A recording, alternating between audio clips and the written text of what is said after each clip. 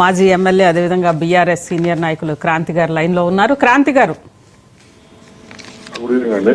Good evening అండి. గత ప్రభుత్వం చేసిన అటు లేక్స్ గానీ లేదంటే ఈవెన్ మూసి ఎఫ్టీఎల్ గానీ జంట జలాశయాల్లో చేసిన ఆక్రమణలు వీటన్నిటి వల్ల ఈ రోజు ఈ పరిస్థితి వచ్చింది అని అనేది ఇక్కడ కాంగ్రెస్ గానీ బీజేపీ గానీ అంటున్నారు. ఏంటి దీనికి సంబంధించి మీరేమంటారు?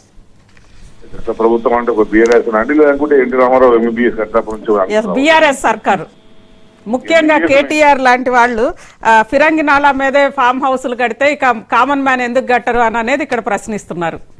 నాలా మీద కంటే కూల్చేయమని చెప్పండి మేడం. ఊరికే మాటలు టీవీలలో మాటలు పెట్టి అలిగేషన్ చేయడం కంటే కూల్చేయడానికి ఎవరంటూ బెటర్ అండి.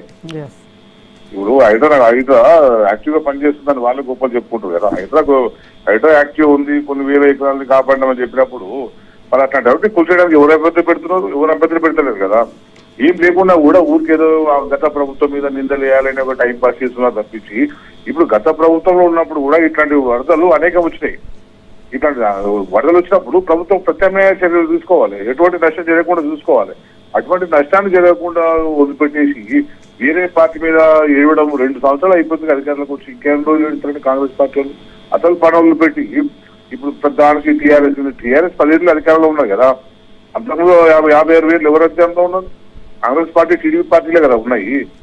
అప్పుడు వాళ్ళు ఏం చేశారు? మరి అవన్నీ వాళ్ళు చేయాల్సింది కదా. మరి రింగ్ రోడ్డు పైన ఆనుకొని నీళ్ళు వస్తున్నాయి. మరి రింగ్ రోడ్డు డిజైన్ చేసింది ఎవరండి? చంద్రబాబు నాయుడు కదా.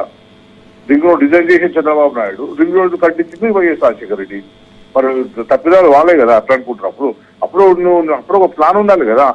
మేము కూడా ఇప్పుడు చూస్తున్నప్పుడు ఇప్పుడు ఏంటంటే ప్రధానంగా వాళ్ళకి వర్షం పడుతున్నప్పుడు ఎంత వర్షం రాబోతుంది, అది వరద వచ్చిన తర్వాత ఎంత లెక్కించాలి కదా. నీకు 2 జలాశయాలు నిండుతాయా లేదా, నిండితే ఎంత టైంలో నిండొచ్చు, ఆ వస్తున్న ఫ్లో ఎట్లా ఉంది, ఎంత స్పీడ్ లో ఉంది, ఎంత వస్తుంది, దాన్ని లెక్కించి దాని నుంచి వచ్చే దాన్ని బట్టి స్లోగా వదిలిపెట్టాలి. కానీ ఒకటేసారి గేట్ ఎత్తాల్సిన అవసరం ఏమో